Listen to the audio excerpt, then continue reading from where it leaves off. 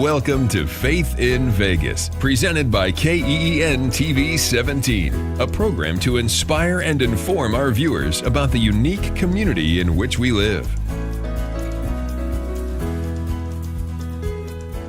Hello and welcome once again. I'm your host, David Lee, and welcome to Faith in Vegas. Today, I'm with not just a pastor, he's a pastor and a police officer. Ladies and gentlemen, Pastor KensonDesinor. Welcome, Dave. Thank you for the opportunity. Oh, it's thank good you. to be here. Yeah, definitely.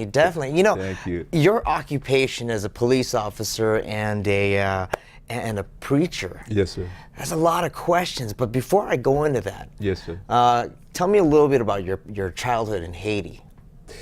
Oh, that's another mouthful. Yes, I was born in Haiti in 1979. Yeah. But the important thing is, yes, even though I was born in Haiti, but I came from a smaller island. I was in a smaller island. I was born in a smaller island called Tortuga Island, shaped like a turtle. They call it Turtle Island. I was born there. Actually, today is my birthday, February 14, No 1970. way. Yes, Wow, today. happy birthday. That's it. Thank you. So that's a big gift for me. Yeah. So I was born there. The day I was born, it was quite interesting because they don't really have hospital there. Now they have one-man hospital for the whole island. They have to rely on the midwives. You know, the interesting story about when my mom was ready to give birth to me. Yeah. And then she was standing outside the house, was about to give birth, but the midwife was not there yet. And you know, I think it was an act of God. The second the midwife arrives, that's when my mom, she was standing and just pushed me. And then she was there on time to catch me. Wow. Because I was gonna fall on my head and die. So that's one of the things that's very touching for me when I learned about that. Yeah. So, Wow. yes, so that was very touching for me. So when did you come to America? I came to the U.S. when I was 19.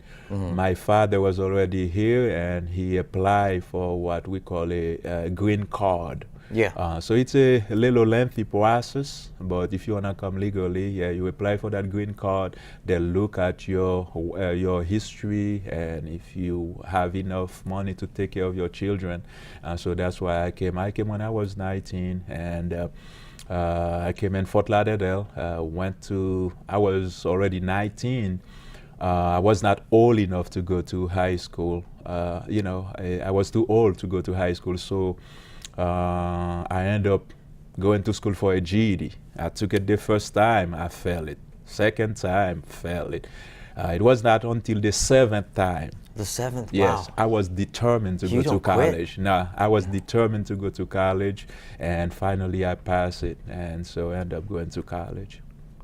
Wow. Yeah. So, okay, I'm going to step a little bit aside real quick. You mentioned you came to America. You went through the process of getting the green card. Yes, sir. I don't want to get a little political, but I got to ask, how does it make you feel about the undocumented immigrants that are just walking their way through, knowing that you went through the process properly? Personally, I'm in law enforcement. As a police officer, I believe in the rule of law. Yeah. But I'm also a very compassionate person because it's the same thing. When you come here, this country is beautiful because of the law, okay? Yeah. And also, what makes this country great is the opportunity to allow other people to come. We like a mix. No other places is like that. We like a mix. We welcome the poor. We welcome those who are afflicted. We welcome everybody. But there got to be rules and regulation with everybody, with everything, you know, because as you know very well, we all are immigrants, whether you white, black. Most people probably we have some roots, from another country. So we just have to find a way to do it right. You know, like I said, my parents, we had the opportunity, I could come here legally. Some people, they're risking their lives to make it. And I have a lot of people from my country too, Yeah. thousands dying almost every year try to make it here, because that's the land of the free, land of opportunity. But one thing I learned, most of the immigrants who come to this country, they come for a better lives. They don't come here to kill. They don't come here to create problems. They come for a better lives. Yeah. Do I agree with the rule of law? Exactly, I agree with it. Because if not, a country without border, it's gonna be like, or any criminals can come and destroy us. Yeah. I'm living here in peace. I love it. But at the same time, I want to be at peace. I want to feel like my family is getting protected and so on. But again, I'm the guy that would take care of refugees. I'm the guy that would be reaching out to the immigrants. So that's the way I see it. So again, we just need to make it in a way that we're not showing prejudice. Yeah. That if we lay down the law, we lay it for everybody. This is the law, the constitution of the country. We're gonna follow it. That's what makes the country great, and we're gonna go for it. Wow, you went through the process, you got the card, and now, and you sound really patriotic. You must be in the armed forces. Yes, I'm not in the armed forces, but I serve in the U.S. Air Force. Yeah. I serve 4 years active and like 4 years inactive, a total of 8 years. So in 2005, I was deployed to Iraqi freedom. I spent 7 months in the Middle East. And, I'm just being grateful because this country has done a lot for me. And it is a privilege to give something back. I serve, and like I say, I don't regret one day of it. The only reason why I get out because we went through some tough time, because my wife was also in the military at the same time. We both were in the Air Force. And then in 2005, we have our daughter for the first time. So my wife had already deployed in 2004. I got deployed to the Middle East in 2005. So it comes to a point while I was in the Middle East, the Air Force was trying to send my wife to the Middle East also. We have no place to leave our daughter. My daughter and my wife's family lives in Mississippi at the time. That was the same time with Katrina. The house got destroyed, so it was a lot of limbo. So that's how we end up, things work out. So we were able to get out of the military because it was too much for us, so Oh my goodness. Yes, sir. And the story doesn't end there. It just keeps on going. And you know what? We'll be right back after this. Hey, we're back. And Pastor Kenson, I gotta ask you, we were talking about the Air Force. Yes, sir. And when people tell you, when you tell people you were in the Air Force, do people automatically assume that you were a pilot of some sort? What was your job? Exactly. My job, first of all, when I came in, I was working as a supply guy, I was there to take care, like, the airplanes. They take good care of the airplanes. So that anytime you see one of the F-16, F-15, or F-22, anytime they go up in the air, when they come back down, we have to change parts and do them, so they take good maintenance of it. So that was primarily my job. After that, I moved to a special unit in the Air Force called Red Horse. This guy, they wear a red hat. So that's where I spent most of my career in the Air Force, doing a little bit of everything. The Red Horse, it's almost like civil engineer. So we just go. If a war gonna start, we're gonna be the guy that gonna prepare the landfill where the airline gonna land. We do construction, we do everything, you name it. So basically, it's a special unit. We do a little bit of everything. So when you were repairing airplanes, did you have to like pull bullets out of the side? Nah, I was not technically repairing airplane. I was the guy. They give me the used part, and then I buy them new part. So yeah, exactly. That was mainly my job. So yeah. What brought you to become a pastor? Become a pastor, I met my wife while I was in the Air Force. And then she was one of those church girl. So we'll go to work. I'll go to my room, probably get a drink, but she will go to Bible study. She never tired. So we start dating. And then she invited me to Bible study, and then start talking to her pastor, and then that's how I gave my life to Christ in a small church, small house church, and that's how it all started. Wow. Yes, sir. All because of a girl. Yes. Yes. Kingdoms have fallen Yeah. because of women, but There you you're go. building it up. Yes, indeed.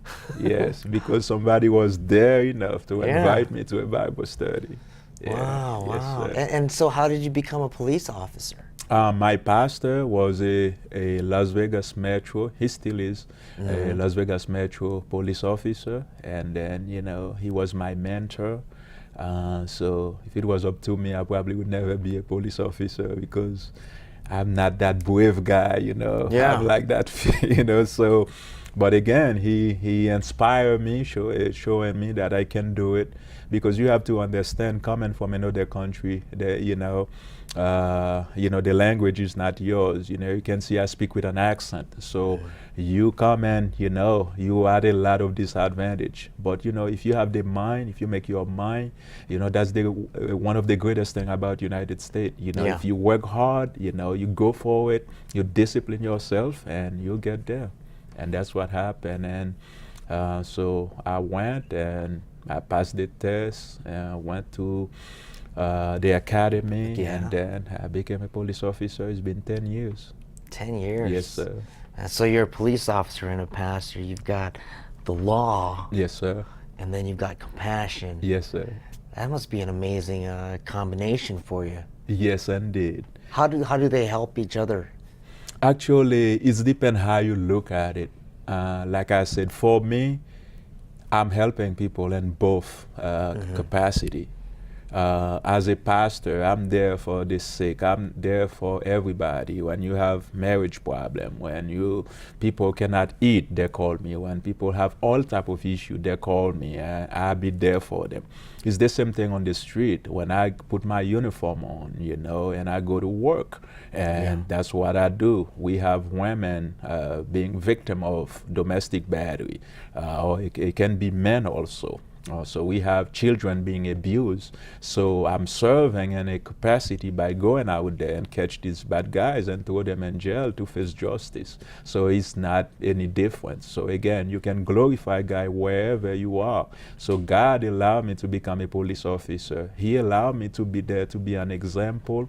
He allowed me to be there to be who I am. So again, so it's not hard at all to be who you are. You just got to be a light, be light and soul, and you don't have to tell everybody you're a pastor, but they should be able to see it in your life, and the way you live your life, the way you treat people. Yeah. You can be a gang member, a criminal. I don't have to disrespect you. I don't have to disrespect you. I'm just doing my job. Yeah. I'm just obeying the law, taking you to jail, but I don't have to disrespect you. Wow, you have very interesting life. Especially here in Vegas. Yes, sir. What kind of struggles have you faced here? Oh, you will face a lot of struggle. I know, especially me, some of the struggle I've dealt with, try to balance family life with all of these things I'm doing, because I have a wife and I have a daughter. So again, you cannot go out there and help the world and then your family, and neglect your family. So I'm learning how to balance that. But my wife is very supportive of me because I travel a lot, doing humanitarian work all over the world, all over the place. But that's one of the challenges. But also, you will find challenges being a black guy, being a police officer, with all those, Black Lives Matter, All Lives Matter, Blue Lives Matter, with all of those things that come and divide us. There's gonna be, you facing challenge all the time because you cannot satisfy everybody. But at the end of the day, you just wanna make your mind, you know what? I go out there and do my best. I go out there and treat people with respect. I go out there and take the bad guy to jail. I go out there and do what I can. And then at the end of the day, as long God is happy with me, I'm at peace. We were talking off camera during the break about the Black Lives Matter and Blue Lives Matter. Mm-hmm. Now, when people see that you're black and blue, does it confuse them? That's a good one. It's not always like that, but you're gonna find a small group. See a small group, and then that's gonna put you. That's gonna stereotype you. Yeah. That's what I'm telling people. It's sad the way police officers are being portrayed today, because most of the time, if you go to YouTube, you see these videos. It's gonna be like 30-second, 30-second video. You don't see what leads to it. I'm not making excuses for police officers. As a man of God, I have to answer for my own action, and I believe any police officer who go out there being a racist, being treating people with with bias or whatever it might be. I believe you need to to be dealt with, and the same way too. One of the things you need to understand, when a police officer go out there and did something wrong, he got dealt with. We have internal investigation that deal with these issues, and I just hoping that we have some healing in this country. Knowing, like I say, if you go out there kill a police officer, you're killing somebody's father, you're killing somebody's child, and it's the same thing. If you kill white or black, a police officer go out there and kill a black person or a white person, that's somebody's daughter. So, and that's one of the things about the Bible. The Bible says, love God with all your heart, with all your mind, and love your neighbors as yourself. Yeah. So it doesn't matter what color or what they look like. Oh, wow. Yes, So as a police officer, what are your plans? Is detective coming up next? Nah, actually, I'm qualified to test for surgeon, to test for detective, for anything I want. But I'm not interested because I have other plans. Yeah. I know I can make my mind sturdy because, like I said, while I was in the Air Force, I was Airman of the Month. And in my school, I was the top guy. So if I put my mind on something, I can sturdy to do it. But again, I don't want to deal with all this responsibility. I already have a church responsibility right now. So right now I'm just doing my little time, and then probably hopefully within 7-8 years retires as a police officer, so I can devote my time to do to be a pastor and do humanitarian work all over the place. Wow. Yeah. Man, busy guy, Very busy, very busy. But it's a privilege. Yeah. It's a privilege. You guys, we got to hear more, so we will after these messages. Thanks for sticking around. We're still here with Pastor Kenson. Pastor. My goodness. We've had an interesting conversation. Yes, we sir. covered a lot. Yes, sir. Now, I want to maybe just get to know the family, man. Tell me about your family. Very good. A large family. Like I said, most of my family lives in Florida. Like I said, I was born in Haiti in Tortuga Island. Most of my family live in Florida. I still have my grandma and grandpa in Haiti. But I'm the only one with my wife and my daughter in Vegas, so we don't have family here. So it's only us and our church family. But again, small family, but it's a lot of responsibility. Like I said, being a father, still learning how to be a father, still learning how to be a good husband. But again, for the most part, been married for over 12 years, and I'm happy. I could say happily married. Like I say, my wife is a very spiritual woman. Yeah. So that helps a lot. That helps a lot, and we have a beautiful daughter, Aliyah, 11 years old. 11. And we both serving God. Things so much easier when we both serving God, because we can forgive each other quicker, and then, so much easier. Are you worried about the teenage years? Oh, you have to, because one of the things that concern me the most is raising a daughter in this generation. Because we're raising a generation right now, so where you see no respect for adult anymore, no respect for the police, Or themselves. Exactly. And the youth, they don't want to go to college, they don't want to go to school. You have to understand, there's gonna be a price to pay, there's gonna be some consequences. Because with poverty come crimes, with low education comes crimes. So now you're raising your daughter. So again, I'm just trusting God. I really trust God that my daughter, she's gonna come out to be, that that woman of God, God called her to be. I'm trusting God for that. But does it worry me a little bit? Yes, it does, because she still has to go to school. She still have to deal with all type of people. Yeah. Yeah. Earlier we were talking about your village in Haiti. What are your future plans for them? Good question. One of the things I appreciate about, I came from Tortuga Island. Tortuga Island, like I say, it's a Turtle Island. Yeah, Turtle Island. Okay. It's a small island. It's saddening me because I've seen so many missionaries going to Haiti, but rarely none of them go to that island, because once you get to Haiti, you have to take a small boat to go there.